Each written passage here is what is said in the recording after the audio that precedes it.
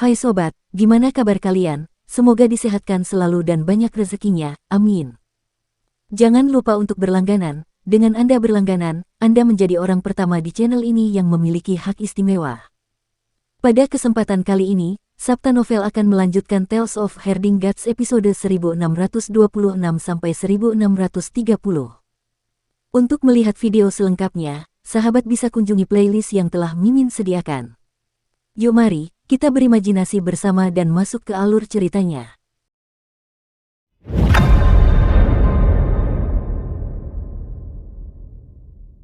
Penduduk desa masih memukulinya, ingin memukulinya sampai mati. Dewa api surgawi itu tidak dapat menahan amarahnya. Pada saat itu, baskom berisi darah anjing hitam memercik ke wajahnya. Sang dewa api surgawi berdiri di sana, tubuhnya berlumuran darah anjing hitam. Sebagian darah anjing hitam mengalir ke dahinya. Ada sebuah lubang yang ditembus oleh tubuh adipati surgawi yang digunakan oleh Raja Dewa Leluhur. Lubang itu transparan, dan darah anjing itu mengalir ke otaknya. Jika itu adalah orang biasa, mereka pasti sudah lama meninggal. Namun, seorang pemuja surga tetaplah seorang pemuja surga. Seorang pemuda memegang pisau dapur dan mengiris kepalanya. Ia berteriak, mantranya telah dipatahkan oleh darah anjing hitam. Cepat dan potong dia sampai mati. Ambil kepalanya dan dapatkan hadiahnya. Sebelum dia sempat mengucapkan kata, hadiah, tinju sang pendeta surgawi api mendarat di wajahnya. Pemuda itu meledak dan berubah menjadi kabut berdarah.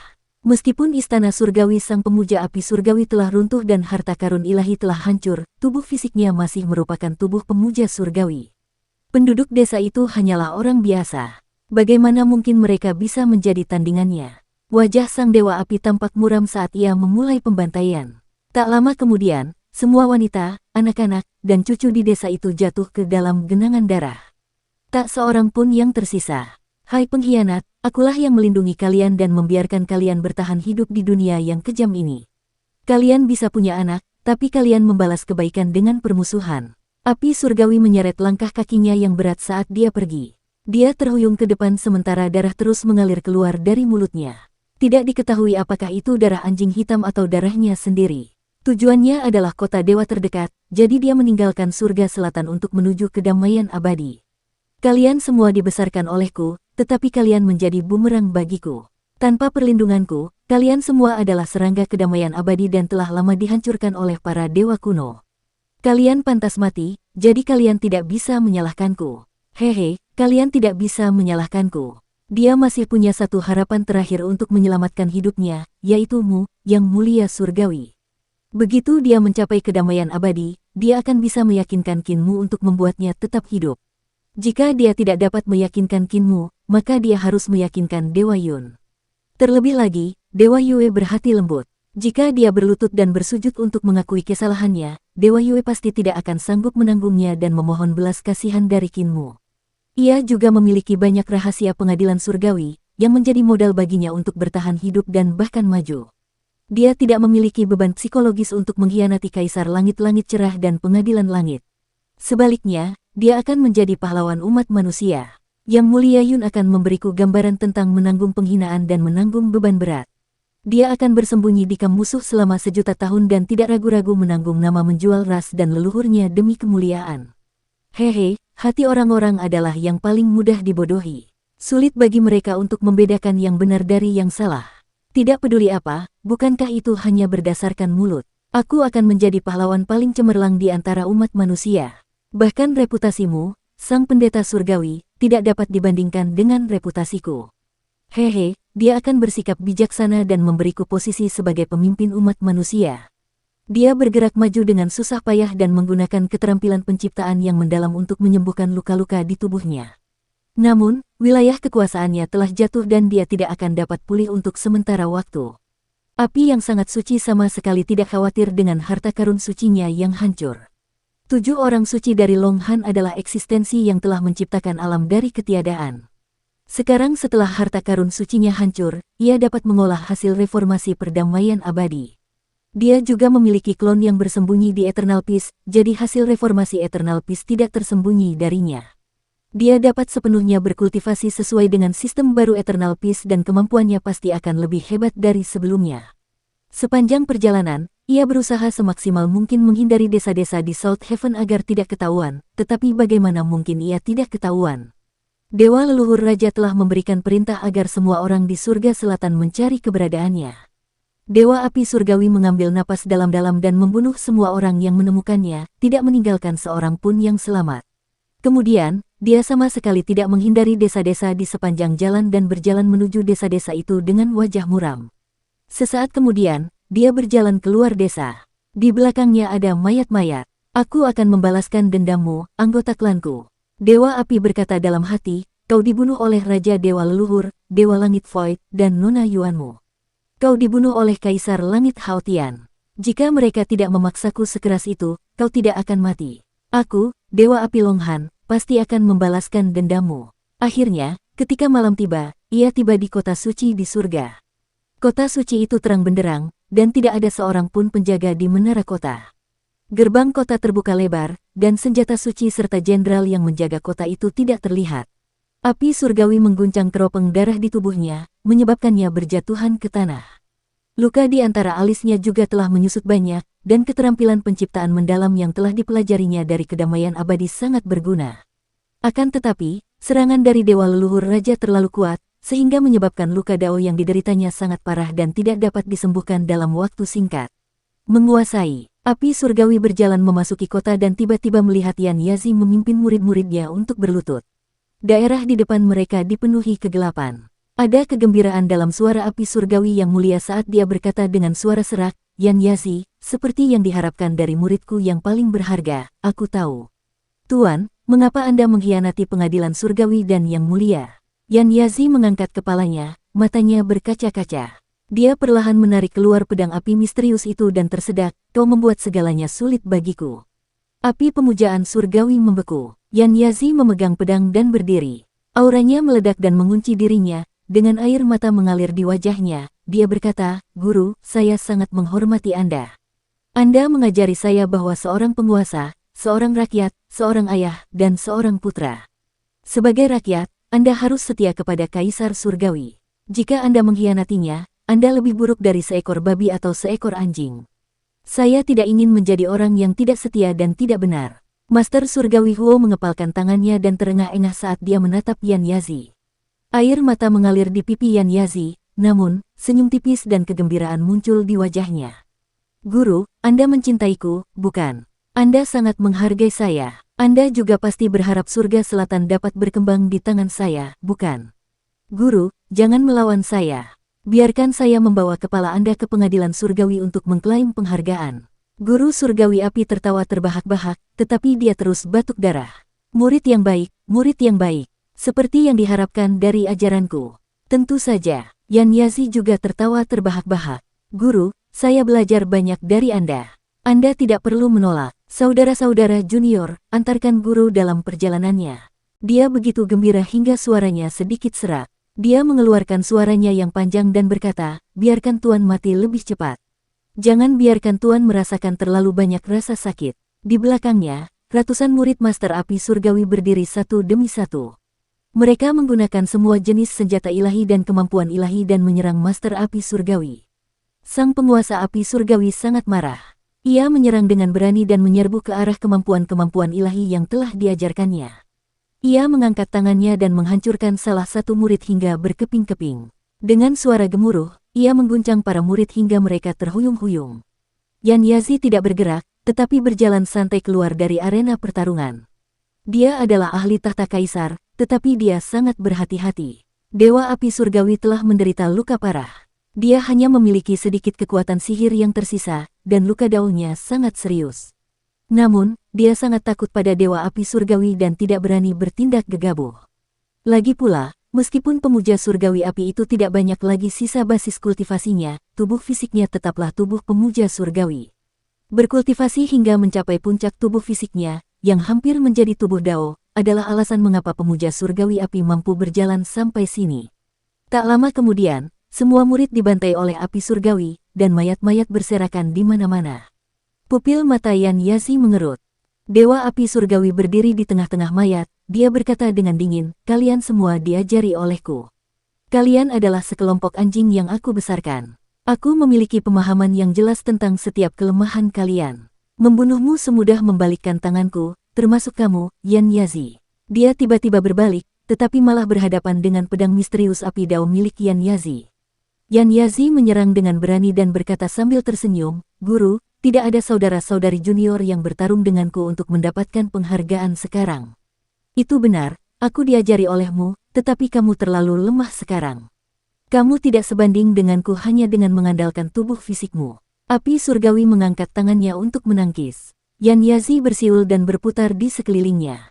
Pedang misterius itu seperti cahaya dan kilat yang terus menebas. Dia berkata dengan tegas, "Tuan, apakah Anda mati atau tidak? Apakah Anda mati atau tidak?" Luka-luka yang diderita oleh Heavenly Venerate Fire semakin parah, tetapi dia masih tetap tenang.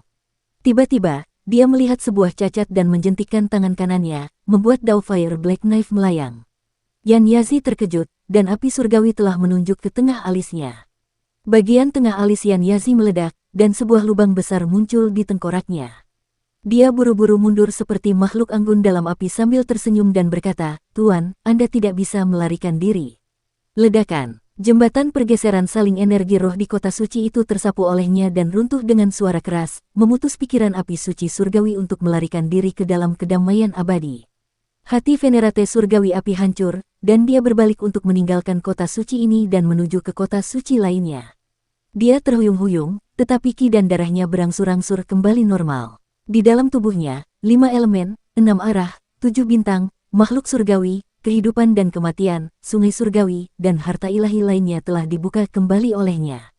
Dia bahkan menanam jembatan ilahi bawaan untuk membangun kayu, dia telah menyatukan semua harta ilahi.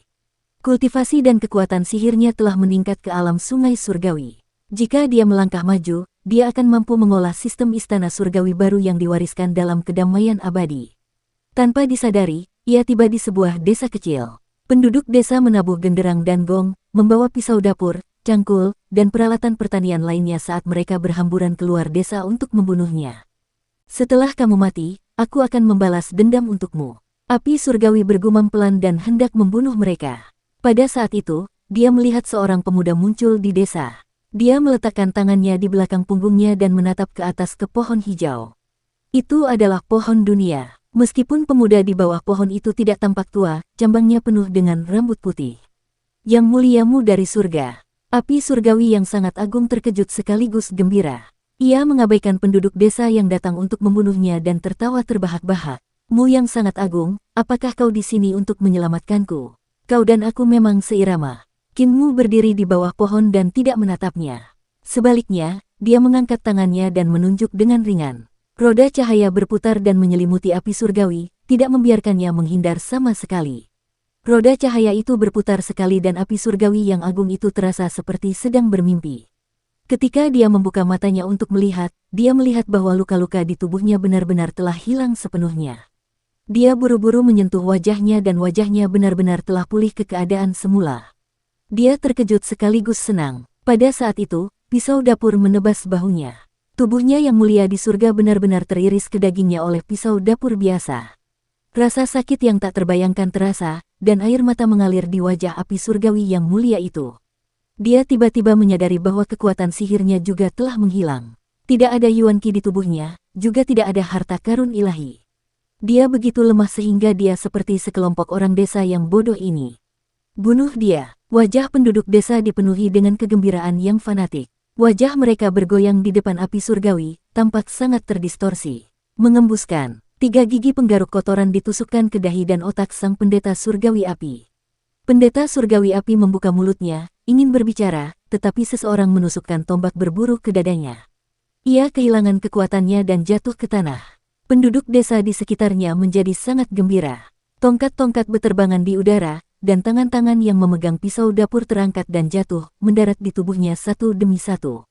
"Tunggu," dia mendengar seseorang berteriak, "jangan hancurkan wajahnya. Kita tetap harus memenggal kepalanya untuk menerima hadiah." Penglihatan Heavenly Venerate Fire gelap gulita, dan dia hanya bisa merasakan tangan kasar mencengkeram rambutnya. Sebuah pisau diletakkan di lehernya, dan dia berencana untuk memenggal kepalanya. Kesadarannya jatuh sepenuhnya ke dalam kegelapan. Pada saat itu, dia mendengar suara jentikan jari. Di bawah pohon dunia, Kinmu menjentikkan jarinya, dan tubuh jasmani api surgawi pulih. Jiwanya terbang kembali ke tubuh jasmaninya, dan kesadarannya terbangun sekali lagi. Bukankah seni ilahiyah itu mudah? Api surgawi yang sangat agung terkejut dan gembira. Ia tersenyum dan berkata, "Yang muliamu, kau tidak tega membunuhku, kan? Kau hanya menghukumku, jadi aku tahu aku salah." Kinmu keluar dari bawah pohon dunia, dan pohon dunia pun ikut bergerak bersamanya. Api surgawi juga ikut bergerak. Tidak lama kemudian, dia mengikuti Kinmu ke desa kedua. Sekelompok penduduk desa lainnya bergegas keluar seolah-olah mereka tidak melihat Kinmu dan hanya melihat api surgawi. Mereka begitu gembira hingga berteriak dan bergegas dengan segala macam senjata kasar. Api surgawi yang mulia jatuh ke dalam genangan darah sekali lagi, dan dia merasakan seseorang menjambak rambutnya dan menggunakan pisau untuk memotong lehernya. Suara jentikan jari terdengar dan semuanya kembali normal. Api surgawi tidak dapat menahan diri untuk mengikuti Kinmu dan berteriak, "Yang mulia surgawimu, aku benar-benar tahu kesalahanku. Dengan bantuanku, dunia dapat diatur. Aku tahu, di samping desa lain, dia terbunuh lagi." Suara jentikan jari terdengar, dan api surgawi menyala kembali. Dia mengikuti Kinmu ke desa berikutnya. "Yang muliamu, kamu seharusnya tenang, kan?" Api surgawi menekan rasa takutnya dan tersenyum. "Jika kau dan aku bergandengan tangan, kita akan menjadi tak terkalahkan di dunia. Situasinya bagus sekarang, dan aku dapat membantumu menyingkirkan awal yang absolut dan membersihkan kaisar surgawi." Dia sekali lagi dibacok sampai mati oleh sekelompok penduduk desa yang diliputi kegembiraan. Pada akhirnya, jumlah pengulangan meningkat, dan api pemujaan surgawi tidak dapat menahan rasa takut yang mendalam di dalam hatinya. Kinmu telah melakukan ini berulang-ulang, menggunakan jalur reinkarnasi untuk menghancurkan semua kultivasinya dan membiarkannya dibacok sampai mati oleh orang-orang bodoh dari surga selatan, lalu dia akan membangkitkannya. Selama proses ini, Kinmu bahkan tidak menatapnya atau mengatakan sepatah kata pun padanya. Ketakutan di hati sang pendeta api surgawi semakin membesar. Dia ingin membunuhku, dia benar-benar ingin aku mati. Dia hanya mempermainkanku. Akhirnya, Kinmu berhenti. "Aku lelah," katanya dengan ekspresi tenang. "Aku lelah. Awalnya kupikir melihatmu mati berulang kali akan membuatku merasa bahagia. Itu akan membuatku merasakan kesenangan membalas dendam umat manusia di surga selatan. Namun, aku menemukan bahwa setelah orang-orang bodoh di surga selatan membunuhmu, mereka tetaplah orang-orang bodoh. Kau mati berulang kali tidak membuatku merasa bahagia." Secercah harapan muncul di hati Heavenly Venerate Fire, dan dia memaksakan senyum. "Heavenly Veneratemu, aku benar-benar tahu kesalahanku. Jika aku tahu kesalahanku, aku akan mengubahnya. Itu hal yang hebat untuk dilakukan. Aku masih berguna. Aku bisa menjadi anjingmu dan berjuang untukmu. Aku hanya berharap, jika kamu tahu kesalahanmu, kamu bisa dimaafkan. Untuk apa kamu membutuhkan Dharma?" Kinmu menggelengkan kepalanya dan masih tidak menatapnya. Dia merentangkan kelima jarinya. Bang, bang, bang. Kepala, tubuh, dan anggota tubuh Venerate api surgawi terkoyak, dan jiwanya muncul. Kinmu mengepalkan kelima jarinya dan pergi. Jiwa Venerate api surgawi berjuang sejenak, tetapi pada saat berikutnya, ia meledak dan berubah menjadi bola pasir hitam. Kemudian, pasir hitam itu runtuh dan terkompresi menjadi bola energi kacau. Hembusan angin bertiup, dan energi kekacauan menghilang di dunia tanpa jejak. Kinmu kembali ke kapal emas dan menatap langit selatan. Langit di langit selatan bagaikan mutiara cemerlang yang menggantung di alam semesta, bersinar cemerlang. Api pemujaan surgawi dari era naga dan Han, yang pernah menjadi makhluk surgawi, akhirnya bertempur dalam pertempuran ini, yang membuatnya merasa sangat sedih. Sangat sulit bagi seseorang untuk mempertahankan hatinya yang sebenarnya di tengah-tengah kekuasaan dan keinginan. Seringkali mudah baginya untuk tenggelam dalam kelupaan dan kehilangan dirinya sendiri. Kinmu berpikir dalam hati, api surgawi mungkin telah padam saat kaisar surgawi meninggal. Akhirnya, ia tenggelam semakin dalam. Bahkan sekarang, ia telah sepenuhnya melupakan seperti apa dirinya saat itu. Dia teringat kembali kejadian saat dia bertemu dengan Heavenly Venerate Fire di Festival Jade Lake sejuta tahun yang lalu. Saat itu, Heavenly Venerate Fire adalah seorang pemuda yang bersemangat dan baik hati. Dia merasa bahwa Kinmu telah menyakitinya dengan memuji dan menyemangatinya atas penelitiannya tentang seni ilahi Heavenly Venerate Ling, jadi dia bertarung dengan Kinmu. Sekalipun dia dikalahkan oleh Kinmu, dia tidak menyimpan dendam. Dewa api pada saat itu adalah dewa api yang sebenarnya. Namun, setelah dewa api kerajaan meninggal, dewa api itu juga meninggal. Sayang sekali dia tidak bangun dari awal dan tidak melakukan perbuatan baik terakhir. Dia mengajari orang-orang surga selatan untuk menjadi budak, tetapi sebelum dia meninggal, dia tidak bisa membiarkan mereka keluar dari perbudakan mereka. Kinmu menarik kembali pandangannya dan menyerahkan kapal emas itu ke dunia asal. Di sisi lain, pertempuran antara Absolut Awal dan Kaisar Surgawi Agung telah berhenti saat Nyonya Yuanmu muncul. Absolut Awal begitu berpengalaman sehingga dia tahu dia tidak memiliki peluang untuk menang saat dia melihat Yuanmu. Tidak hanya api surgawi yang ditakdirkan untuk mati, dia bahkan tidak bisa melindungi putranya sendiri, Langsuan, jadi dia mungkin juga menjadi kaisar yang sudah pensiun dengan tenang. Kaisar Surgawi Hao tidak akan membunuhnya karena kekuatannya. Kaisar Purnawirawan, besok aku ingin melihat kepala saudaraku Langsuan ditaruh di depan mejaku. Kaisar Surgawi Hao memanggil Taichu yang hendak pergi, dan berkata dengan acuh tak acuh. Tubuh Taichu menegang, lalu dia mengangguk tanpa suara. Rekan-rekan Taois, apakah kalian tidak akan pergi bersamaku? Taichu menatap Dewa Kuno Taichi dan sedikit mengernyit. Dia menggerakkan kakinya, tetapi kedua Dewa Kuno Taichi tetap di tempatnya dan tidak pergi bersamanya. Yang Mulia Surgawi Taiyin dan Yang Mulia Surgawi Taiyang saling memandang dan menggelengkan kepala bersama. Saudara Taois Taichu, kita masih punya jalan panjang untuk mencapai Dao. Kita masih perlu menempa diri di dunia fana dan memahami hati Dao kita. Kita tidak bisa hidup menyendiri denganmu. Apakah kamu berencana untuk bergabung dengan Kaisar Surgawi Hao? Seperti yang diharapkan, seperti yang diharapkan. Taichu tertawa dan berbalik, dia berkata kepada Kaisar Surgawi Hao Tian dengan serius, Haoer, jika kamu ingin duduk dengan kokoh di posisi Kaisar Surgawi, Dewa Kuno Taiji tidak boleh digunakan. Kamu hanya bisa membiarkan mereka menyerbu ke dalam pertempuran. Kamu tidak bisa memberi mereka kekuatan apapun. Kedua orang ini telah lama tercemar oleh perebutan kekuasaan. Mereka bertindak sesuai angin dan tidak berperasaan.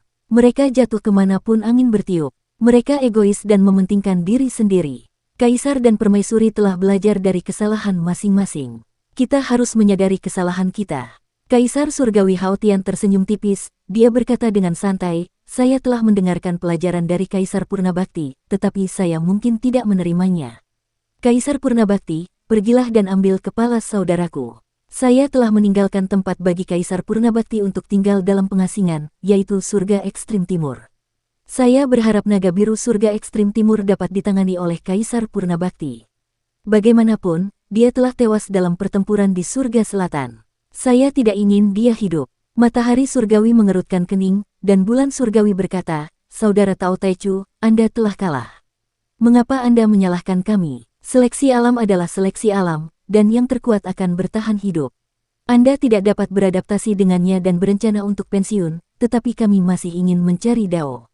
Rekan-rekan Taois, kalian telah menjadi 10 orang yang sangat terhormat di surga, sama seperti yang kulakukan di masa lalu. Awal yang mutlak menghela napas dan tertawa panjang. Aku adalah aku, haha, aku benar-benar aku sekarang. Dia menjadi tertekan dan melambaikan tangannya sebelum berbalik untuk menuju ke surga timur ekstrim. Kaisar Surgawi Langit Luas telah memperoleh kemenangan penuh dan penuh ambisi. Kapal emas itu berlayar di kehampaan ketika Qin Fengqing dan Absolut tiba-tiba terbang dan melompat ke atas kapal. Absolut menggelengkan kepalanya. Tidak ada kesempatan untuk menyingkirkan Heavenly Venerate Void dan leluhur Dewa Raja. Dua Dewa Kuno Taiji telah tiba. Kemampuan mereka sangat kuat, jadi sulit bagi Big Head dan aku untuk mengambil kesempatan untuk menyingkirkan mereka. Qinmu mengangguk, wajar saja kalau kita tidak bisa menyingkirkan mereka, katanya. Salah satu dari mereka mengendalikan Suandu, dan yang lainnya mengendalikan separuh Yudu. Yin Tianzi seharusnya sudah mati sekarang, jadi seharusnya tidak sulit bagi Heavenly Venerate Void untuk mengendalikan seluruh Yudu. Ancaman yang ditimbulkan keduanya terhadap perdamaian abadi dan bahkan dunia asal sangatlah fatal. Dia sedikit mengernyit, penghormatan surgawi yang jelas bahkan lebih fatal. Sekarang, hanya Hao, seorang yang berkuasa, dan dengan bantuan Nyonya Yuanmu, Absolut Awal bukanlah tandingannya. Dengan kepribadian Absolut Awal, dia pasti akan menyerahkan semua kekuasaannya. Yang lebih penting, Absolute Beginning pasti tidak akan tunduk pada Eternal Peace. Sebaliknya, jika Heavenly Venerate Hao bergerak melawan Eternal Peace, Absolute Beginning tetap akan keluar untuk membantu. Bagaimanapun, kepentingan mereka masih saling terkait. 10 orang pemuja surgawi merupakan suatu komunitas kepentingan, jadi itu bukanlah suatu kebohongan. Selama seseorang menjadi 10 orang pemuja surgawi, akan sulit lepas dari komunitas kepentingan ini. Saudaraku, Api suci surgawi masih memiliki klon dalam kedamaian abadi, jadi siapa yang akan menghadapinya? Tanya Qin Fengqing. Kaisar Yanxiu seharusnya sudah membuat pengaturan, kan? Ada banyak ahli di generasi muda perdamaian abadi, jadi kita tidak perlu khawatir. Qin Mu memikirkannya dan berkata, Kaisar tidak perlu mengirim siapapun ke sana, dan klon Kaisar Langit Api juga tidak akan bisa lolos dari kematian. Orang yang paling ingin membunuhnya bukanlah kita, tetapi Kaisar Langit Fas. Qin Fengqing dan Tai Si sedikit bingung, dan mereka berdua berpikir keras tentang hal itu. Tiba-tiba, Qin Fengqing bertepuk tangan dan berkata, aku mengerti. Orang yang paling ingin membunuhnya sebenarnya adalah Kaisar Surgawi yang luas. Bukankah Kaisar Surgawi Langit Cerah adalah orang yang bergerak pada Kaisar Surgawi Api kali ini? Kaisar Surgawi Langit Cerah juga memiliki klon dalam kedamaian abadi, jadi dia pasti tidak akan melepaskan kesempatan ini. Dia pasti akan bergerak pada reinkarnasi Kaisar Surgawi Api. Qin Mu tersenyum. Kakaknya sudah benar-benar dewasa. Kedamaian abadi. Di sebelah Wendao Lege, Earth Virtue Heavenly Palace, di Star Peking Peak. Ling Yuxiu mengenakan jubah kaisar, dan hanya ada beberapa pelayan di sisinya. Dia datang ke depan istana di puncak Star Peking. Dia berkata kepada istana, Tuan Xing, Anda telah hidup menyendiri selama bertahun-tahun.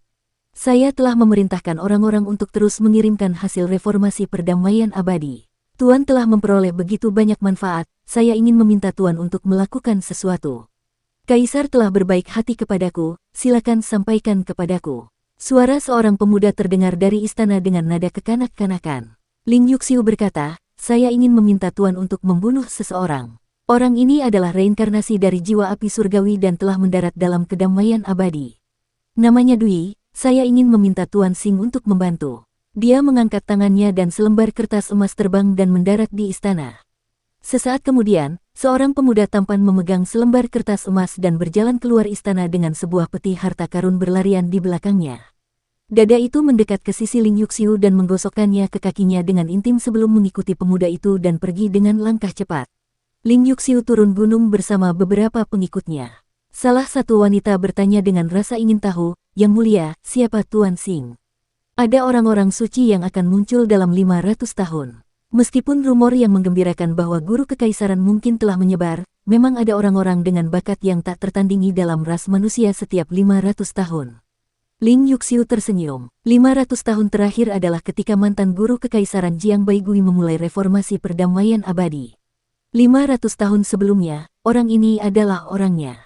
Namanya Xing'an, dan dia adalah orang yang ekstrim. Saat itu, ketika jembatan ilahi perdamaian abadi rusak, tidak ada yang bisa hidup lebih dari 800 tahun. Dia adalah satu-satunya yang hidup lebih dari 800 tahun. Kemudian, guru kekaisaran tunduk padanya, tetapi emosinya benar-benar aneh. Dia tidak terbiasa pergi ke perguruan Dao dan tidak berinteraksi dengan orang lain. Dia hanya bersedia tinggal di puncak pemetik bintang. Beberapa pengikutnya belum pernah mendengar nama Xing'an dan memikirkannya, tetapi mereka tetap tidak memiliki kesan apapun tentangnya. Ling Yuxiu berkata, wajar jika kalian semua tidak pernah mendengar tentangnya. Sejak bencana perdamaian abadi, dia hidup dalam pengasingan dan jarang muncul. Namun selama pertempuran di Akademi Saint Surgawi, dia bertarung melawan makhluk terkuat di perdamaian abadi. Para ahli perdamaian abadi hampir musnah. Beberapa pengikutnya tercengang dan saling memandang dengan cemas. Bagaimanapun juga, Heavenly Venerate Fire adalah salah satu dari 9 Heavenly Venerate Longhan. Masing-masing dari mereka memiliki poin unik dan keterampilan yang tak tertandingi. Reinkarnasi Heavenly Venerate Fire juga sangat kuat. Di alam yang sama, dia hanya akan lebih kuat dari tubuh asli Heavenly Venerate Fire. Ling Yuxiu berkata, jika kau ingin membunuh reinkarnasinya, kau memerlukan seorang pemuja surgawi yang setara dengannya. Namun, Su Shenghua, Lan Yutian, dan yang lainnya semuanya ada di istana leluhur, jadi aku hanya bisa meminta Xing'an untuk membantu. Namun, emosinya terlalu aneh, jadi aku hanya bisa menggunakan kebaikan hati selama bertahun-tahun ini untuk mengeluarkannya dari gunung. Xing'an berjalan di udara dengan peti itu mengikuti di belakangnya. Peti itu mendapat pencerahan dari Qin Mu, jadi ia sangat pintar.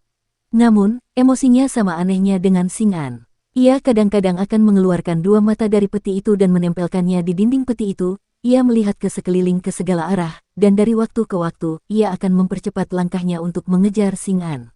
Xing'an menatap kertas emas yang diberikan Ling Yuxiu kepadanya. Hanya ada 2 titik merah di sana. Satu adalah dirinya, dan yang lainnya adalah reinkarnasi dari pemuja api surgawi, Lonesome Freak.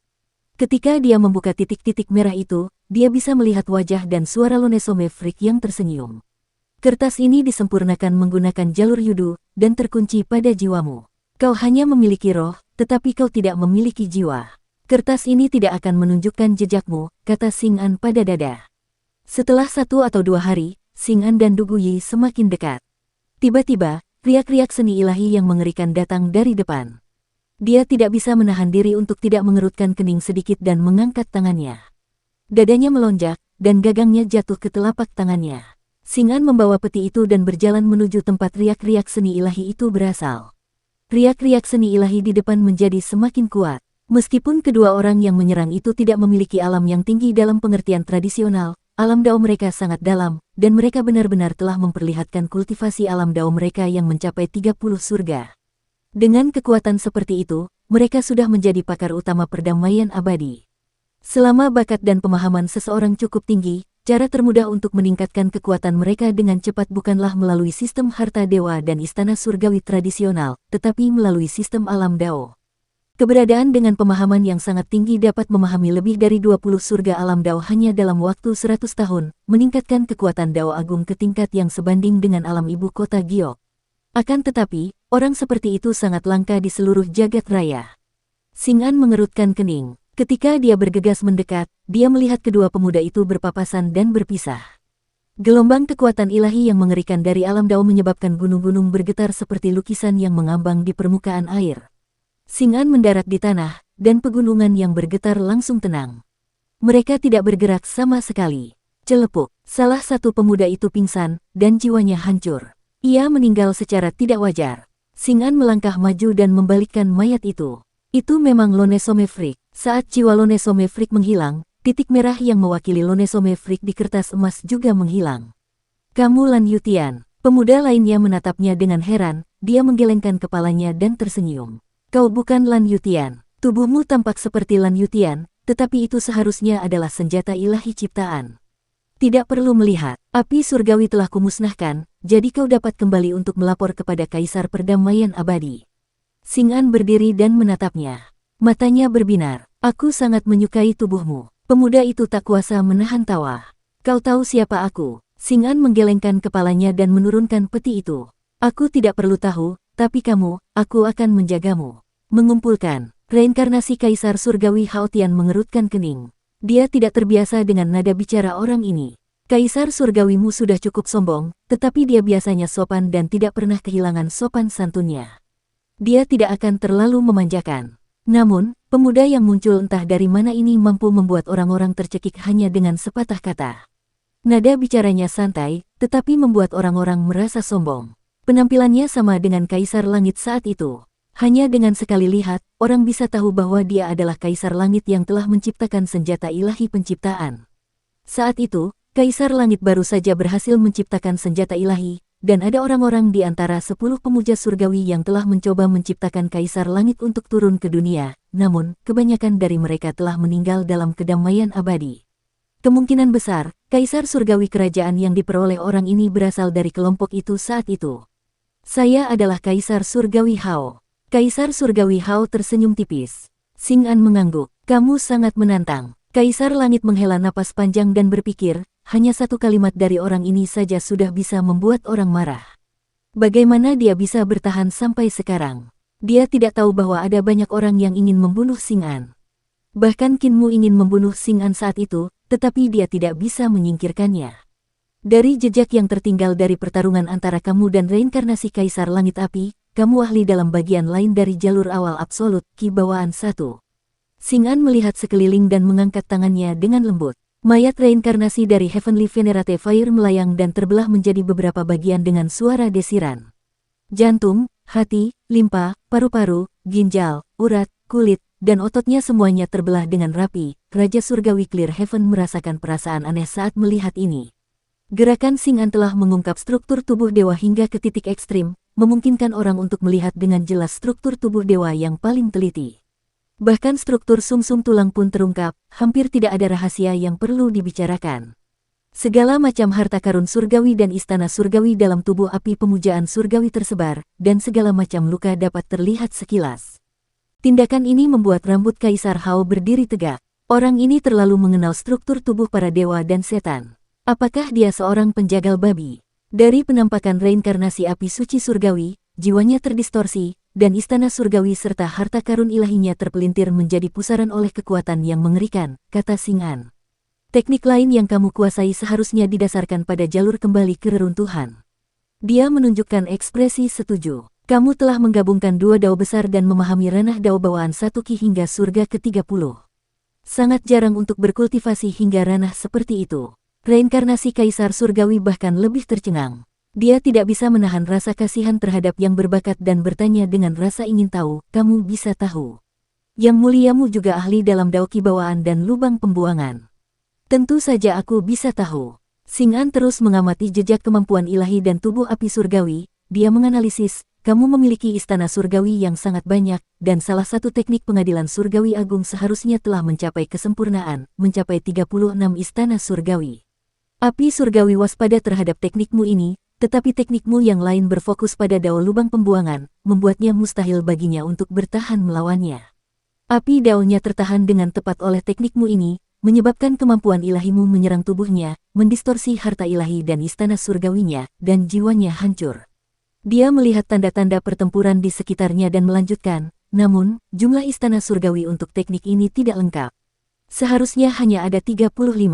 Dia menyentuh tanda istana surgawi dari reinkarnasi Dewa Api Surgawi dan memeriksa jenis istana surgawi. Dia berkata, 35 istana surgawi milikmu ini dan 36 istana surgawi milikmu lainnya sebagian besar adalah duplikat.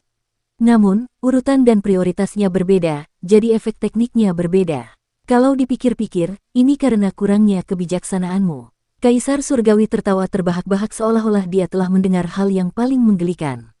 Kebijaksanaanku tidak cukup, ada sedikit kekurangan. Xing'an mengangguk. Ordo Istana Surgawi dari dua teknik Istana Surgawi Agungmu bukanlah solusi terbaik, jadi ada kekurangan pada kedua teknik itu.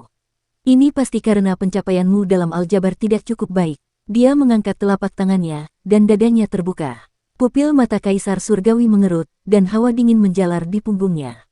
Otak para dewa dan iblis terbang keluar dari dada, dan kesadaran mereka masih ada di sana. Otak-otak itu masih beroperasi sendiri, dan cahaya ilahi yang tak terhitung jumlahnya dapat terlihat mengalir di permukaan otak. Otak-otak ini dikumpulkan olehku, jadi kamu tidak perlu khawatir. Semuanya sudah mati. Xing'an meliriknya, Master Sekte Qin selalu ingin menyingkirkanku, tetapi dia sangat ketat dengan prinsip. Jika aku membunuh orang secara acak, dia akan membunuhku dengan cara apapun, jelasnya. Jadi aku memilih para dewa dan iblis yang telah tewas dalam pertempuran. Karena mereka sudah mati, tidak ada gunanya menyimpan otak mereka, jadi aku mengeluarkan mereka. Ketika mereka masih hidup, mereka memiliki segala macam pikiran yang mengganggu, tetapi setelah mereka meninggal, mereka tidak memiliki pikiran yang mengganggu dan menjadi senjata ilahi perhitungan terbaikku. Menggunakan otak makhluk hidup sebagai senjata roh perhitungan bahkan lebih cepat daripada senjata roh perhitungan paling canggih dalam kedamaian abadi. Dia menghela napas dengan penyesalan dan berkata, sebenarnya, yang paling kuinginkan adalah otak Master Sekte Qin, tetapi sangat disayangkan dia tidak akan memberikannya kepadaku. Ketika kau benar-benar dipelajari olehku, otakmu juga akan muncul di antara mereka. Dukung terus channel YouTube Sabta Novel. Jiwanya tersentak dan dia melambaikan lengan bajunya.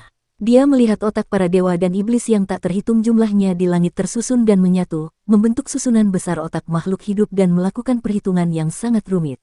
Cahaya ilahi mengalir melalui susunan saraf itu, kecepatannya tak tertandingi. Kaisar Surgawi menatapnya dan bergumam, ada beberapa orang yang sangat bodoh saat mereka masih hidup, tetapi Anda mengatakan bahwa otak mereka dapat melampaui otak saya saat mereka terhubung satu sama lain.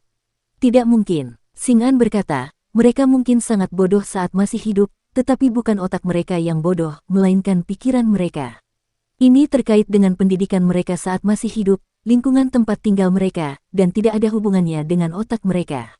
Dia menjelaskan dengan sabar, setelah mereka meninggal, pikiran-pikiran ini menghilang. Selama otak setiap orang tetap aktif, mereka dapat dianggap sebagai senjata roh tercepat. Sedangkan bagiku, aku menggunakan sampah untuk memanfaatkan otak-otak ini agar aku lebih pintar. Aku dapat dengan mudah menemukan urutan istana surgawi yang berbeda dan mencapai solusi optimal dari metode kultivasi istana surgawi. Dan seseorang sepertimu yang tidak cukup pintar tidak akan dapat menemukan solusi optimal. Kaisar Surgawi menatap matriks otak di langit, ia memuji, kau mengingatkanku pada seseorang. Orang itu adalah Sikiluo, kepala istana dari ayah pengadilan surgawi yang menciptakan istana surgawi. Ia juga ibuku, Nyonya Yuanmu. Ia juga memiliki peti, dan ada benda-benda aneh di dalamnya. Sikiluo, Xing'an berpikir sejenak dan mengangkat tangannya. Kepala yang berantakan terbang keluar dari dadanya, apakah orang ini? Aku menemukan kepala ini dari medan perang di Suandu. Daonya terlalu rendah, dan dia hanya menggunakan dao penciptaan dan dao pengembalian reruntuhan. Dibandingkan denganku, dia lebih rendah. Dia berpikir sejenak dan mengulurkan tangannya untuk menggambar garis lurus di udara. Lebih rendah 1 garis, Master Sekte Qin 1 garis. Kaisar langit-langit luas menatap kepala berjanggut penuh itu. Itu adalah Sikiluo. Dia seharusnya telah ditebas oleh seseorang selama pertempuran di Suandu, tetapi pada akhirnya, dia dijemput oleh orang ini. Namun, yang membuat rambutnya berdiri adalah bahwa kepala Sikiluo telah terbuka, dan otak di dalamnya telah menghilang tanpa jejak. Dia mengangkat kepalanya untuk melihat susunan otak di langit. Seharusnya ada otak Sikiluo di dalamnya. Dia kemudian melihat ke dada Xing'an. Benda mengerikan apa yang tersembunyi di dalam dada itu? Kau begitu jahat hingga aku pun tak kuasa menahan diri untuk tidak menggigil. Kaisar langitmu benar-benar berani memanfaatkanmu. Berani sekali. Kaisar Surgawi tidak dapat menahan diri untuk memuji, jika kamu tunduk padaku, aku dapat menjadikanmu penguasa istana sang pencipta. Aku mengagumi bakatmu. Xing'an mengangkat tangannya dan menarik kembali matriks otak di langit, Master Sekte Qin tidak berani menggunakanku.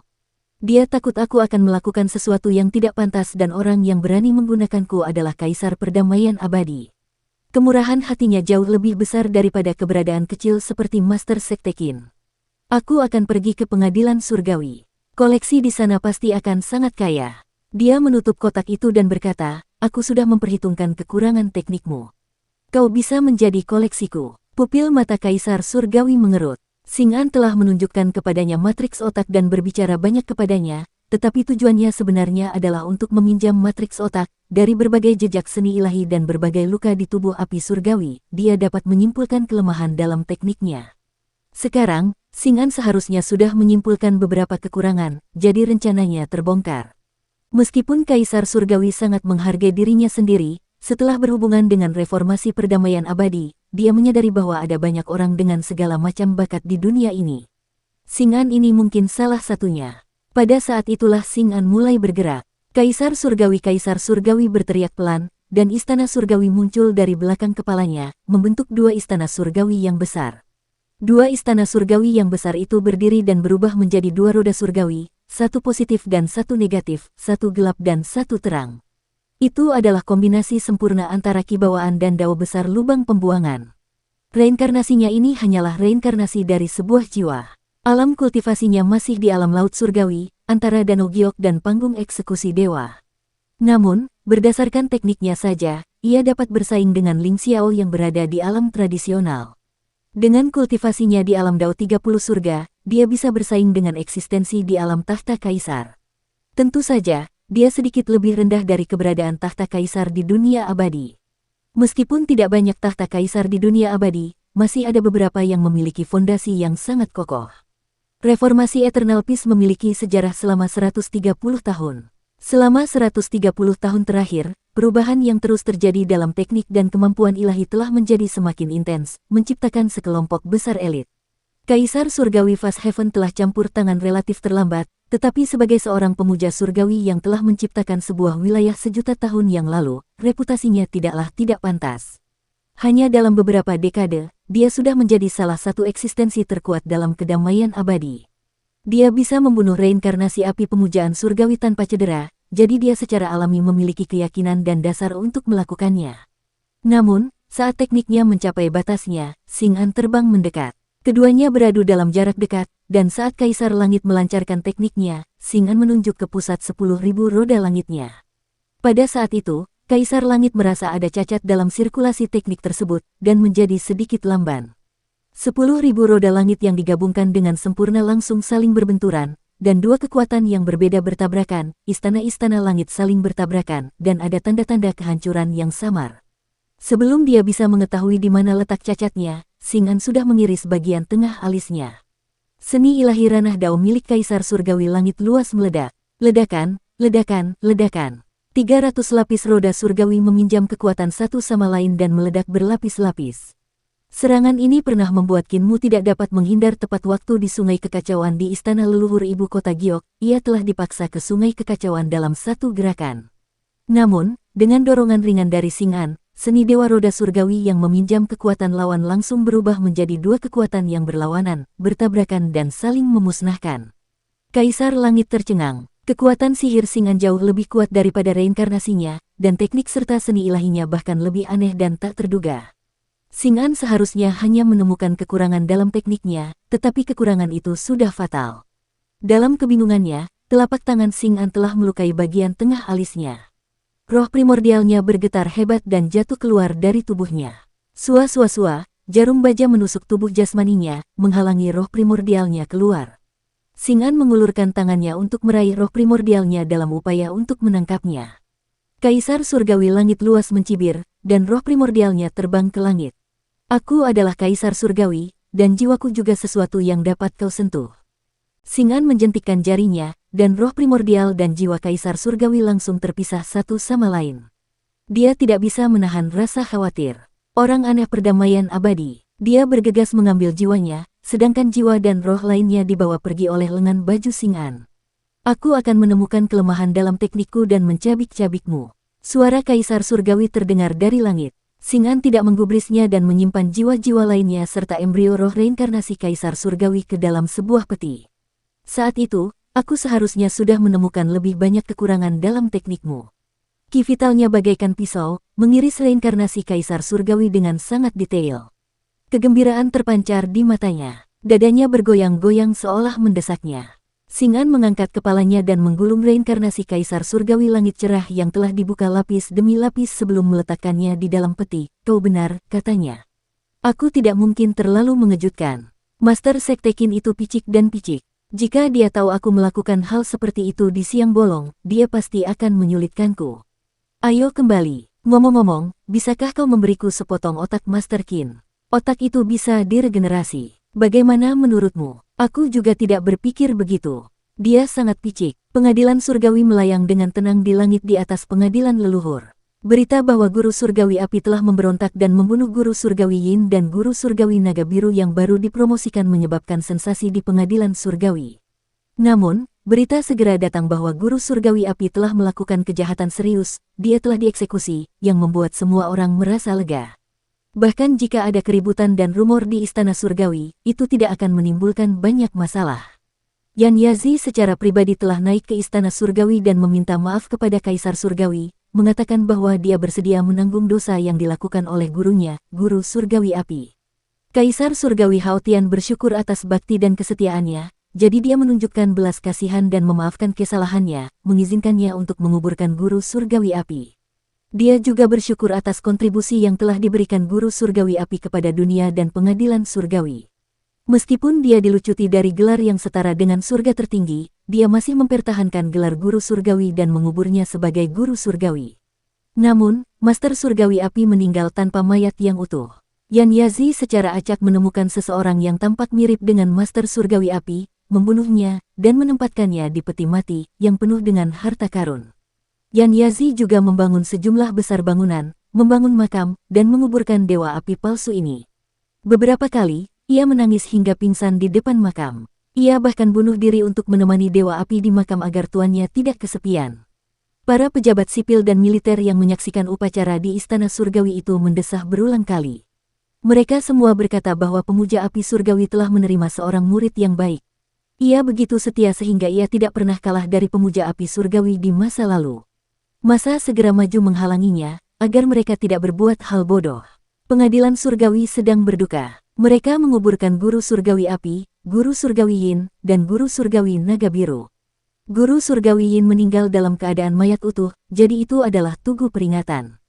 Guru Surgawi Naga Biru hanya memiliki kepala. Kaisar Surgawi merasa kasihan atas kesetiaannya dan memerintahkan seseorang untuk menggunakan emas suci untuk membangun tubuh guru surgawi naga biru dan menjahitnya bersama dengan kepala. Pada hari pemakaman, Kaisar Surgawi datang sendiri dan juga meneteskan air mata. Ia memegang peti jenazah dan menangis sekeras-kerasnya. Para pejabat sipil dan militer juga meneteskan air mata. Kemudian, 7 pejabat senior Istana Surgawi maju dan menasihati Kaisar Surgawi untuk menjaga kesehatannya demi semua makhluk hidup di dunia. Barulah Kaisar Surgawi menghentikan kesedihannya. Setelah pemakaman, Kaisar Haotian memberikan penghargaan kepada Qi Xianyu, Kaisar Merah, sebagai pemuja surgawi surga selatan, dibantu oleh Yan Yazi, Kaisar Barat sebagai pemuja surgawi surga barat, Kaisar Timur sebagai pemuja surgawi surga timur, dan surga timur sebagai tempat peristirahatan Kaisar tertinggi. Kaisar Surgawi Haotian memberi penghargaan kepada Kaisar Utara yang baru, dan mempromosikan pemuja surgawi yang beraliran Yin ekstrim menjadi pemuja surgawi langit utara, dan pemuja surgawi yang beraliran yang sangat yang menjadi pemuja surgawi dunia Yuan.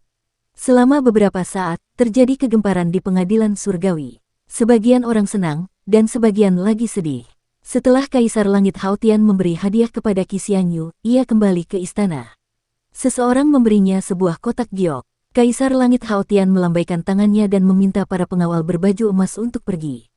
Ia membuka kotak giok dan melihat kepala Yu Changqi, reinkarnasi Kaisar Langsuan, di dalam kotak giok. Kaisar Haotian tersenyum dan berkata, "Saudara Langsuan, apa kabar?" Di dalam kotak giok, kepala reinkarnasi Langsuan membuka matanya dan berkata, "Pemenangnya akan mendapatkan semuanya. Mengapa Anda perlu mengatakan begitu banyak, Yang Mulia? Kirim saja saya pergi." Kaisar Haotian tertawa terbahak-bahak. Kaisar Purnawirawan tahu bahwa aku mencurigakan. Dia benar-benar menyegel jiwamu di dalam kepalamu untuk menghilangkan keraguanku. Saudaraku, apakah kau membenci Kaisar Purnawirawan karena melakukan ini? Langsuan berkata, keluarga kekaisaran pada dasarnya tidak berperasaan, jadi bagaimana mungkin ada dendam? Kaisar Surgawi surga luas mengangguk dan menghancurkan tulang-tulangnya menjadi abu. Jiwanya dikirim ke jurang besar reruntuhan yang kembali untuk dilenyapkan, dan dia tersenyum. Aku bisa tenang sekarang. Pada saat itu, sebuah jiwa terbang dari klonnya dalam kedamaian abadi dan menyatu dengan roh primordialnya. Kaisar Langit-Langit luas sangat marah. Orang barbar bodoh dari alam bawah benar-benar mempermalukanku seperti ini. Dia mengambil jiwanya dan kultivasinya meningkat cukup banyak. Dia berdiri dan hendak membunuh Xing'an secara pribadi, dia tiba-tiba tertawa terbahak-bahak. Dia juga berbakat. Jika kita dapat merekrut pengadilan surgawi, kita dapat mengangkatnya sebagai pemuja surgawi dari ayah yang menciptakan istana surgawi. Dia dapat merasakan kekurangan dalam metode kultivasi kita dan dapat menggunakannya untuk menyempurnakan metode kultivasi kita. Biarkan pemuja surgawimu yang menangani masalah ini. Dia menggambar potret Xing'an dan memanggil Jin Wuwei. Pergilah menemui guru surgawimu dan suruh dia menemukan orang ini dan mengirimnya ke istana surgawi. Aku punya peran penting untuk dimainkan. Beberapa Jin Wuwei setuju dan segera turun ke dunia. Jembatan spirit energi mutual shift belum ditutup, dan beberapa Jin Wuwei membutuhkan waktu 1 atau 2 hari untuk tiba di ibu kota perdamaian abadi. Mereka melihat lentera dan pita digantung di ibu kota atas dan bawah, membuatnya sangat ramai. Beberapa pengawal Jin Wu bertanya-tanya, seseorang berkata, Kaisar Yanxiu turun tahta, dan Kaisar Yan Feng yang sebelumnya sudah pensiun dibebaskan setelah hukumannya dan naik tahta lagi. Pengajar Kekaisaran Qin juga menolak posisi pengajar kekaisaran dan memberikannya kepada mantan pengajar Kekaisaran Jiang. Pengajar Kekaisaran Jiang juga dibebaskan setelah hukumannya. Salah satu pengawal Jin Wu tersenyum. Apa gunanya digantungi lentera dan pita? Itu hanya pergantian kaisar dan guru kekaisaran sebelumnya. Ada sesuatu yang tidak kamu ketahui. Orang-orang memberitahu mereka, guru kekaisaran Qin dan Kaisar Yanxiu memiliki perjanjian. Begitu dia turun tahta di masa depan, mereka akan menikah. Telah terjadi kekacauan sebelumnya, dan Kaisar Yanxiu selalu duduk di atas tahta demi janji ini. Para menteri di istana berulang kali menasihatinya untuk membuka haremnya dan memilih bakat untuk mengisi haremnya. Dia kemudian akan memilih permaisuri kekaisaran dan permaisuri dan melahirkan seorang putra dan setengah putri sehingga kekayaan kekaisaran perdamaian abadi dapat berlanjut. Namun, mereka semua dipukul mundur oleh kaisar. Alasan mengapa kaisar turun tahta adalah untuk menikahi guru kekaisaran Qin. Jin Wuwei saling memandang dan bertanya, mungkinkah guru kerajaan Qin yang menikah dengan kaisar adalah orang suci surgawimu? Bukankah begitu? Guru kekaisaran tidak dapat menikahi kaisar. Setelah kaisar turun tahta, dia akan menjadi putri Xiu, dan setelah guru kekaisaran turun tahta, dia akan menjadi orang suci surgawi, jadi dia dapat menikahi sang putri. Seseorang berkata kepada mereka, Yang Mulia berkata bahwa setelah menikahi Putri Xiu, dia harus kembali ke sungai yang mengalir deras dan menjadi seorang penggembala, tidak lagi memperhatikan gangguan dunia. Para pengawal Jinwu berdiskusi secara diam-diam selama beberapa saat sebelum berkata, Yang Mulia Mu akan pensiun. Saat ini, yang berkuasa dalam kedamaian abadi bukanlah dia, melainkan Kaisar Yanfeng dan guru kekaisaran. Bagaimana kita akan menjelaskan hal ini kepada Yang Mulia? Siapa lagi yang dapat menangkap orang dalam lukisan itu? Yang Mulia Mu pensiun setelah menikah adalah hal yang sangat penting. Salah satu dari kalian harus kembali terlebih dahulu dan melaporkan masalah ini kepada Yang Mulia.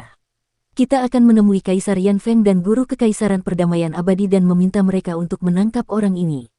Karena itu, seorang pengawal Jinwu pun pergi dengan tergesa-gesa. Kaisar Surgawi sangat tekun dalam urusan politiknya dan sedang membaca peringatan ketika pengawal Jinwu bergegas mendekat dan berlutut untuk mengatakan sesuatu. Kaisar Surgawi meletakkan peringatan itu, Kaisar Surgawi Mu akan pensiun setelah menikah. Tanyanya dengan heran, apakah aku memukul orang ini terlalu keras? Aku masih menunggunya pergi ke surga dan bersujud kepadaku, menyanjungku, dan menjilatku. Masih terlalu dini untuk pensiun sekarang. Pengawal Jinwu berkata, Yang Mulia, kedamaian abadi akan pergi ke ibu kota dan ibu kota sedang ramai dengan aktivitas. Pernikahan Kaisar Surgawimu kemungkinan besar akan berlangsung dalam 2 hari ke depan. Kaisar Surgawi Langit Luas tersenyum. Yang Mulia Surgawimu memiliki bakat dan strategi yang hebat. Aku selalu mengaguminya, jadi baguslah jika dia pensiun. Lebih baik jika dia tidak bisa pulih dari kemundurannya. Aku tidak ingin dia menjadi Yang Mulia Surgawi Api kedua. Ancamannya jauh lebih besar daripada Yang Mulia Surgawi Api. Buka perbendaharaan dan berikan aku setumpuk hadiah ucapan selamat untuk dikirim ke kedamaian abadi untuk merayakan pernikahan Yang Mulia Surgawimu. Dia berdiri dan tersenyum. Pernikahan Yang Muliamu pasti meriah, pemakamannya megah. Ah, pernikahan yang megah. Dia mendesah, namun wajahnya penuh dengan senyuman. Era milik Yang Muliamu telah berlalu begitu saja, membuat kaisar ini mendesah tanpa henti. Ketika kamu kembali ke kedamaian abadi, katakan kepada Yang Muliamu bahwa kaisar ini sibuk dengan urusan resmi dan tidak punya waktu untuk pergi dan memberi selamat kepadanya secara pribadi. Ketika dia kembali ke sungai yang bergelombang, kaisar ini akan pergi dan mengunjunginya dengan pakaian biasa, minum dan mengobrol dengan gembira dengannya. Penjaga Jinwu itu pergi dengan tergesa-gesa. Di sisi lain, beberapa pengawal Jinwu yang tersisa dalam kedamaian abadi pergi menemui Kaisar Yanfeng dan pembimbing kekaisaran Jiang Baigui. Kaisar Yanfeng buru-buru menerima utusan itu dan beberapa pengawal Jinwu menyerahkan lukisan Kaisar Langit. Kaisar Yanfeng menerimanya dengan hormat dan meletakkannya di depan meja untuk membakar dupa dan mempersembahkan kurban. Baru kemudian ia membuka lukisan Kaisar Langit. Setelah melihatnya dengan saksama, ia tak dapat menahan diri untuk bergumam pada dirinya sendiri. Guru Kerajaan Perdamaian Abadi Jiang Baigui melangkah maju dan mengamati lukisan itu. Keduanya tampak berpikir keras. Beberapa pengawal Jinwu berkata, kalian berdua, Yang Mulia tidak ingin membunuh orang ini, tetapi ingin menjadikannya penguasa istana Bapak Pencipta. Bapak Pencipta adalah orang yang sangat dihormati di surga. Apakah kalian perlu bertindak seperti ini? 3 utusan tinggi. Kaisar Yanfeng berkata dengan nada gelisah, lukisan Yang Mulia sungguh menakjubkan dan merupakan buku surgawi. Alasan mengapa kita berpikir mendalam adalah karena kita tidak benar-benar memahaminya. Ketiga pengawal Jinwu mencibir dan maju untuk melihat. Mereka juga sedang memikirkannya. Lukisan Kaisar Langit-Langit Luas terlalu artistik, dan orang dalam lukisan itu bengkok, jadi tidak ada yang bisa melihat penampilannya. Di samping kakinya ada seekor anjing tanpa ekor panjang, dan itu juga tampak seperti sebuah kotak. Satu-satunya yang dapat dikenali adalah ucapan Kaisar Surgawi Langit Luas, yang berbunyi, aku tidak tahu namanya, tetapi penampilannya mirip dengan senjata Dewa Kaisar Surgawi Langit Luas, wujudnya seperti seorang pemuda. Guru Kekaisaran Eternal Peace bergumam pada dirinya sendiri, mirip dengan Divine Weapon Heavenly Emperor Clear Sky, di mana kita bisa menemukan orang seperti itu. Duta Besar, mohon kembalilah kepada Yang Mulia dan katakan kepadanya bahwa Eternal Peace pasti akan mencari orang ini dengan segenap kekuatan mereka. Mengenai apakah kita bisa menemukannya, dia memiliki ekspresi yang sulit. Ketiga pengawal Jinwu mengerti. Hanya berdasarkan lukisan Kaisar Langit Cerah, itu seperti mencari jarum dalam tumpukan jerami. Lebih jauh lagi, bahkan Kaisar Surgawi Langit Cerah tidak mengetahui nama orang itu, sehingga makin sulit untuk menemukannya. Jin Wu Wei mengucapkan selamat tinggal. Kaisar Yan Feng segera berkata, putri raja kecil akan menikah dengan Kaisar Langitmu dalam beberapa hari ke depan, jadi tidak perlu terburu-buru kembali. Mari kita adakan pesta pernikahan terlebih dahulu. Raja kecil juga harus menyiapkan beberapa hadiah, jadi aku harus menyiapkannya selama 1 atau 2 hari untuk menunjukkan rasa hormatku kepadamu. Ketiganya saling memandang dan mengangguk pelan. Kaisar surgawimu adalah kaisar surgawi yang mewariskan seni umur panjang, jadi jasanya tidak terbatas. Karena dia akan menikah, sudah sepantasnya kita tinggal dan menyaksikan upacara pernikahannya. Mereka bertiga tinggal sementara Kaisar Yan Feng menyajikan anggur dan daging yang lezat. Ia memerintahkan orang-orang untuk menyiapkan segala macam harta karun langka dan mengirimkannya ke kediaman. Kaisar Yan Feng kemudian memerintahkan orang-orang untuk membawa 3 pengawal Jin Wu ke pabrik manufaktur terbesar di Eternal Peace dan membiarkan mereka memilih senjata-senjata suci yang diproduksi oleh pabrik manufaktur tersebut. Ketiganya sangat gembira dan berpikir dalam hati, Kaisar Yan Feng ini adalah orang yang bijaksana. Kaisar Yan Feng berkata kepada guru Kekaisaran Perdamaian Abadi, pernikahan pemuja surgawimu dapat ditunda untuk jangka waktu tertentu, dan itu juga dapat membuat Kaisar Surgawi Hao menurunkan kewaspadaannya. Selama jangka waktu ini, Kaisar Surgawi tidak akan menggunakan pasukan untuk melawan Perdamaian Abadi, dan negosiasi antara Kaisar Surgawi dan Perdamaian Abadi juga dapat ditunda selama beberapa tahun lagi. Yang Mulia tidak bisa terlalu optimis. Guru Kekaisaran Perdamaian Abadi berkata, Yu Chenxi membawa serta orang-orang Perdamaian Abadi yang pandai membuat masalah. Menurut rencana semula, negosiasi dengan Kaisar Surgawi dapat ditunda selama beberapa tahun lagi. Namun sekarang Kaisar Surgawi Hao telah menyingkirkan api Kaisar Surgawi, permulaan absolut tidak berani menunjukkan wajahnya dan bertarung dengannya untuk mendapatkan keuntungan. Tidak perlu menyebutkan Raja Dewa Leluhur, kekosongan surgawi yang dimuliakan, dan Dewa Kuno Taiji. Dan hanya ada satu kekuatan di Istana Surgawi hari ini, dan itu adalah Kaisar Surgawi surga yang luas. Saya khawatir taktik menunda Yu Chenxi tidak akan berhasil lagi. Kaisar Yan Feng mengerutkan kening dan berkata, itulah sebabnya Yang Mulia Mu dan Yuxiu akan turun tahta dan menikah. Mereka ingin kita naik ke panggung dan berharap kita bisa menundanya selama beberapa tahun. Guru Besar Kekaisaran Eternal Peace mengangguk dan berkata, mereka pensiun setelah menikah karena tekanan yang dialami Eternal Peace. Itu berat bagi Putri Xiu. Kaisar Yan Feng memasang ekspresi aneh. Menurutku dia sebenarnya sangat bahagia. Akhir-akhir ini, dia tiba-tiba menjadi lebih santai dan sangat senang dengan dirinya sendiri saat melihat semua orang, seorang wanita dewasa tidak bisa dikurung di rumahnya. Aku akan dengan sungguh-sungguh memberitahu semua orang bahwa Mu kecil akan menikah.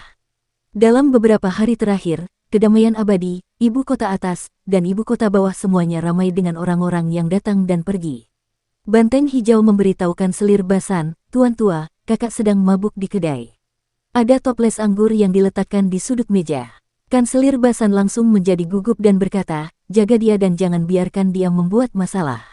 Aku akan memberitahu Nenek Si. King Miu bergegas berlari ke toko anggur dan melihat seorang gadis kecil yang lucu berusia sekitar 10 tahun. Dia sedang duduk di meja anggur dan berteriak keras, meminta pemilik toko untuk menyajikan anggur. 9 ekor rubah di belakang pantatnya sudah terekspos, dan dia hampir memperlihatkan wujud aslinya. Namun, anggur di toko anggur itu sudah habis diminumnya. Pemilik toko tidak punya pilihan lain. Dia mengenali pemabuk ini dan tidak berani mengusirnya. Dia hanya bisa berdiri di samping dan mendengarkan omelannya. Petik 2. Aku juga telah memberikan penghormatanku kepada istana. Meskipun aku bukan selir, aku tetaplah seorang selir. Huling, mabuk. Dia merangkak ke meja anggur dan berdiri dengan satu kaki di dalam toples anggur sementara kaki lainnya berada di luar. Dia menyingsingkan lengan bajunya, dan bau alkohol memenuhi udara. Bahkan bulu putihnya pun ternoda oleh bau alkohol. Dia mengeluh kepada pemilik toko, kita setidaknya harus memberinya gelar kali ini, kan? Tidakkah kau pikir? King Miu bergegas maju, pelayan kanan mabuk. Cepat, kirim pelayan kanan kembali ke Manor. Aku tidak mabuk, aku tahu kamu. Kamu yang ketiga, ini yang keempat, bukan? Long Pi telah bersumpah setia kepada Tiansu dan Qi Jiwi. Kamu seharusnya yang keenam atau ketujuh. Hulinger masih mengoceh omong kosong. King Miu segera mengundangnya turun dan mengantarnya ke Provinsi Menteri, rumah penembak pelayan. Hulinger datang ke Provinsi Menteri dan melirik pelayan di sebelah kiri. Dia mencibir, ada sesama penderita di sini. Si Yun Xiang, kamu adalah putra kedua, jadi kamu bisa menjadi hakim. Saat itu, Tuan Tua Buta membuat keputusan dan menikahi kita bertiga. Si Yunxiang dan dia sama-sama berada di bawah naungan menteri, satu di sebelah kiri dan satu di sebelah kanan. Mereka bertanggung jawab atas keuangan Eternal Peace, tetapi pengalaman bertahun-tahun ini jauh lebih stabil daripada miliknya. Dia tersenyum dan berkata, "Adik kecil mabuk, kembalilah dan istirahat dulu."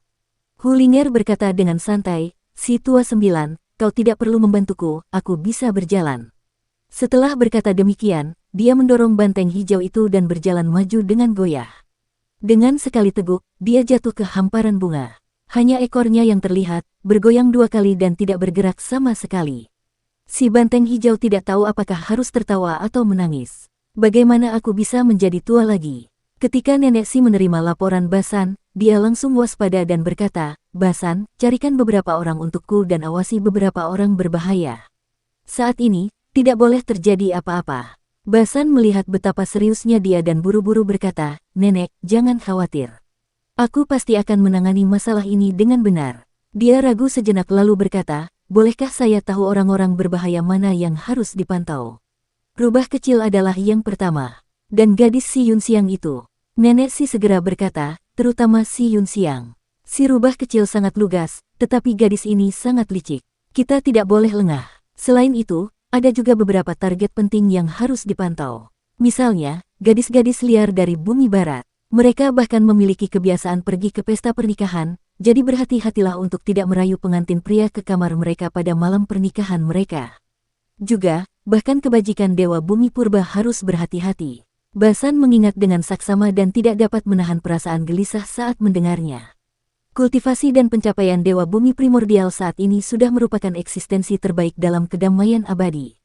Selain eksistensi seperti Guru Sekte Lama Wei dan Pangeran Yuming, siapa yang dapat menghentikannya? Nenek menatapnya tajam dan berkata, "Sekalipun kita tidak bisa menghentikannya, kita harus melakukannya." Basan mengecilkan kepalanya. Nenek Si melanjutkan, "Selain mereka, kamu masih perlu berhati-hati terhadap Lang Er." Basan menggigil, dia buru-buru keluar. "Nenek, sebaiknya kau cari orang lain. Lupakan tentang penguasa primordial kebajikan bumi. Lang Er adalah Raja Dewa dan eksistensi setingkat dengan seorang pemuja surgawi. Di seluruh alam semesta, selain beberapa orang, siapa yang bisa menandinginya?" Nenek Si buru-buru berkata, "Jangan khawatir, Lang Er adalah orang yang melupakan emosi dan mengutamakan kepentingan pencipta di atas segalanya. Dia tidak akan bertindak gegabah. Aku hanya khawatir jika dia ingin memiliki pencipta kecil dengan mempelai pria, dia akan menimbulkan masalah di masa depan. Kamu tidak perlu mengawasinya dengan ketat, kamu hanya perlu mengawasi Muer dengan ketat. Jika dia bisa mengendalikan ikat pinggang, tidak akan ada masalah." Kanselir Basan mengeluh terus-menerus, "Jika adik junior tidak bisa mengendalikan ikat pinggang, bisakah aku mengendalikannya untuknya?" Nenek Si tersenyum, "Tidak masalah jika kamu tidak bisa mengendalikannya. Paling-paling, kamu bisa memeluk beberapa anak singa lagi. Sedangkan untuk Ling, dia tidak punya perasaan apapun terhadap Muer. Hanya Yue, aku tidak begitu yakin." Wajah Basan pucat pasi, dan kakinya gemetar. Nenek Si melanjutkan, "Tapi tidak sampai merebut pengantin wanita. Kalau dia mau merebut pengantin wanita, dia harus mempertimbangkan mukanya sendiri, kan? Dia tidak perlu mempertimbangkannya. Dia memikirkannya dan membuat daftar orang-orang yang mungkin akan menimbulkan masalah." Tanpa disadari, hari sudah larut malam. Kanselir Basan menatap langit berbintang dan melihat bintang-bintang berkelap-kelip. Dia tersenyum dan berkata, "Hari ini juga aneh. Ini jelas hari ke-15. Hari ini cerah dan bahkan tidak ada bulan." Nenek segera tersadar. "Oh tidak, aku sudah melupakannya. Bulan telah menghilang. Dia pasti datang. Cepat pergi dan temukan adikmu. Jika kau terlambat, dia akan membawanya pergi." Kanselir Basan juga menyadari sesuatu dan berteriak, "Anda berbicara tentang yang ada di bulan. Ini memang masalah besar. Saya akan mencari adik muda sekarang." Dia bergegas pergi dan langsung menuju ke kediaman Kinmu. Sebelum sampai di kediamannya, dia melihat cahaya bulan beriak dan menerangi seluruh kediaman. Jelas, bulan dalam kedamaian abadi telah turun dari langit dan mendarat di istana Kinmu. Basan menguatkan diri dan menerobos masuk, sambil berpikir, "Tidak peduli apa, aku tidak bisa membiarkan Kaisar Agung Pedang Dewa menghancurkan pernikahan ini." Dia menerobos masuk ke dalam istana dan melihat bulan tergantung di langit di atas istana Kinmu. Tingginya sekitar 30 meter dan telah disempurnakan menjadi harta karun. Bisa besar atau kecil, tetapi ukurannya hanya sekitar 1 kaki persegi. Basan masuk dengan tergesa-gesa. Tidak banyak pelayan di kediaman Kinmu, jadi dia tidak sempat menghentikannya sebelum dia menerobos masuk. Di depan aula, Kinmu dan Baikuer duduk di tangga batu di bawah. Yang satu berambut putih di pelipisnya sementara yang lain masih tampak seperti gadis muda. Tidak seorang pun tahu apa yang mereka berdua bicarakan. Ketika Basan menerobos masuk, dia melihat mereka berdua berpakaian rapi dan santai. Dia membungkuk dan berkata, Basan memberi hormat kepada kaisar tertinggi Dewa Pedang. Adik laki-laki, kamu akan segera menikah, jadi tidak pantas bagimu untuk berada di ruangan yang sama dengan wanita lain. Kinmu tersenyum hangat. Itulah sebabnya aku dan Kuer berbicara di luar aula dan tidak memasuki ruangan. Baikuer bangkit dan melambaikan tangannya. Bulan pun terkulai dan membesar. Saat jaraknya sekitar 10 meter dari tanah, bulan itu berhenti. Wanita itu berjalan memasuki istana bulan dan tidak memandang Basan. Basan santai saja. Selama tidak terjadi apa-apa di warung ini. Baikuer berdiri di istana bulan dan sebuah ikat pinggang melayang turun. Dia mengulurkan tangannya yang halus dan memperlihatkan ekspresi penuh harap. Kinmu berdiri dan mengangkat tangan kanannya, dan ujung jari mereka bersentuhan. Kulit kepala Basan menjadi mati rasa, dan dia batuk dengan keras. Jari-jari Kinmu gemetar, dan dia menariknya kembali. Ekspresi Baikuer tampak muram, tetapi dia tidak menarik tangannya. Bulan perlahan-lahan terbit, dan sabuk itu berkibar di sekitarnya. Bulan terbit semakin tinggi dan tinggi, semakin cepat dan semakin cepat. Lambat laun, cahaya bulan memenuhi langit, dan begitu tinggi hingga tak dapat disentuh. Kinmu mengangkat kepalanya untuk melihat ke atas. Setelah beberapa lama, dia menarik kembali pandangannya dan berkata, Kakak senior Basan, jangan khawatirkan aku. Aku tahu apa yang aku lakukan, dan aku tidak akan bertindak gegabah. Kanselir Basan menghela napas lega dan berkata, saya khawatir Anda tidak akan mampu mengendalikan emosi Anda. Kakak tua telah melalui ini sebelumnya, jadi Anda berada di saat yang paling berbahaya saat ini. Kinmu tersenyum, kakak senior, kau terlalu baik. Pernikahanku adalah untuk menunda likuidasi pengadilan surgawi atas perdamaian abadi dan juga untuk membuat Yang Mulia Haotian merasa yakin padaku. Aku pasti tidak akan membuat kesalahan pada saat yang krusial ini. Selain itu, Putri Siu dan aku telah menjadi kekasih masa kecil sejak kami masih muda dan telah lama bertunangan secara pribadi. Alasan mengapa pernikahan itu tertunda sampai sekarang adalah karena waktu. Basan menatapnya dengan saksama dan berkata, dengan kata-kata adik junior, aku bisa merasa tenang. Beberapa hari ini, aku akan tinggal di kediamanmu dan kau akan menjamuku dengan anggur dan daging yang lezat. Kinmu tertawa keras dan menepuk bahunya. Pandangannya melewati Basan dan tertuju pada Ling Yuxiu. Tidak diketahui kapan Ling Yuxiu tiba di sini, tetapi dia pasti melihat bulan turun ke dunia fana dan tenggelam ke dalam rumah Kinmu. Namun, dia tidak segera datang. Dia hanya bergegas saat Basan datang. Basan pergi dengan bijaksana. Kinmu dan Ling Yuxiu berjalan berdampingan di taman. Ling Yuxiu mengangkat tangannya untuk mematahkan ranting bunga, tetapi ketika dia mematahkan setengahnya, dia melepaskannya dan ranting bunga itu bangkit kembali. Ada sesuatu yang ada dalam pikiranmu, kata Kinmu. Ling Yuxiu tersenyum. Bukankah kamu juga sama? Kinmu tersenyum. Aku mengerti apa yang ada di pikiranmu. Kamu khawatir bahwa pernikahan kita sebenarnya untuk menunda surga dan bahwa pernikahan kita adalah untuk menghilangkan kecurigaan surga yang agung terhadapku. Kamu tidak harus seperti ini, kamu mengerti niatku. Bahkan tanpa ini, aku tetap ingin menikahimu. Ling Yuxiu memandangi bunga-bunga di taman di bawah sinar bulan. Ada beberapa kuncup bunga yang belum mekar. Dia menyentuhnya dengan ujung jarinya dan kuncup bunga itu mekar samar-samar di bawah sinar bulan. Aku selalu ingin kembali ke masa ketika kita pertama kali bertemu di sungai yang bergelombang. Saat itu, kita berdua masih polos dan hubungan kita adalah yang paling polos dan bodoh. Saat itu, akan sangat bagus jika kita menikah. Kinmu memetik bunga-bunga itu, dia tersenyum dan berkata, orang-orang pada akhirnya harus tumbuh dewasa. Kamu dan aku sudah tumbuh dewasa. Setelah mengalami begitu banyak bahaya, kita masih bisa berjalan bersama pada akhirnya. Inilah hidup. Setelah mengalami begitu banyak ujian, kita akan tetap saling mendukung di masa depan dan terus berjalan. Ling Yuxiu menatapnya dan berkata samar, aku selalu khawatir kamu menyimpan dendam di hatimu dan enggan berpisah denganku. Sama sekali tidak. Kinmu memeluknya dan mencium aroma rambutnya. Dia bergumam, sama sekali tidak. Dia menatap bulan terang di langit dan detak jantungnya melambat setengah detak. Turunnya bulan ke bumi hanya selingan kecil dalam pernikahan pemuja surgawimu, dan tidak seorang pun menyadarinya. Pada hari ini, utusan dari seluruh penjuru dunia datang silih berganti. Para penguasa dunia juga mengirimkan utusan mereka untuk memberi ucapan selamat. Lan Yutian, Su Senghua, dan yang lainnya bergegas kembali dari istana leluhur untuk menghadiri pernikahan. Kaisar Barat Harimau Putih, Kaisar Utara Kura-Kura Hitam, dan Kaisar Selatan Burung Vermilion juga mengirimkan utusan mereka untuk menyampaikan hadiah. Penghormatan surgawi yang baru dipromosikan, Long Xiao, juga memerintahkan putra angkatnya, Long Pi, untuk bergegas dari dunia binatang.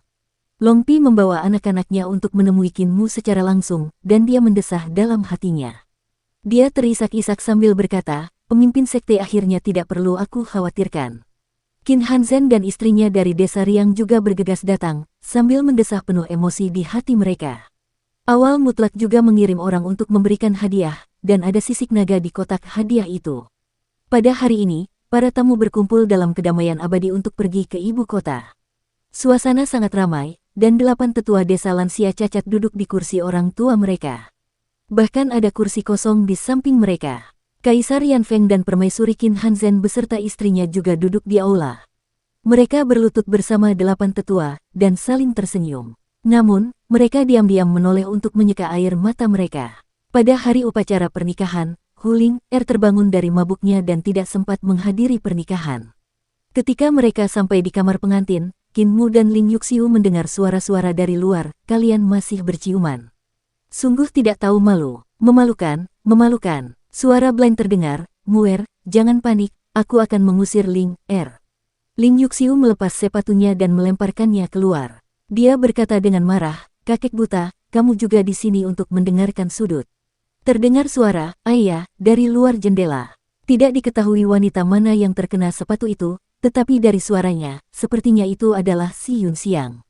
Qin Mu tertawa dan membentangkan kertas itu. Ling Yuxiu membantunya menggiling tinta sementara Qin Mu mengangkat kuasnya untuk menggambar.